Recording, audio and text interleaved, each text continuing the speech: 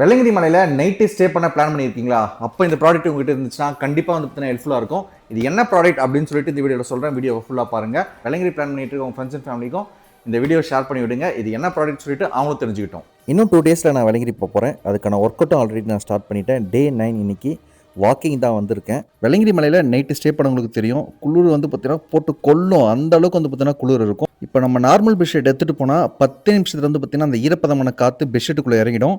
அதுக்கப்புறம் நம்மளால் வந்து அந்த இடத்துல படுக்கவே முடியாது, அந்தளவுக்கு குளிரும். இந்த ஸ்லீப்பிங் பேக் எடுத்துகிட்டு போனீங்கன்னா கண்டிப்பாக உங்களுக்கு ஹெல்ப்ஃபுல்லாக இருக்கும். இந்த ஸ்லீப்பிங் பேக் உங்களுக்கு 20 செல்சியஸ் வரைக்கும் வந்து பார்த்தீங்கன்னா ஈஸியாக தாங்கும். ஸ்லீப்பிங் பேக்கில் வந்து பார்த்தீங்கன்னா சைடு ஃபுல்லாக ஜிப் இருக்கும். அதனால் காற்று வந்து பார்த்தீங்கன்னா உள்ளே வராது.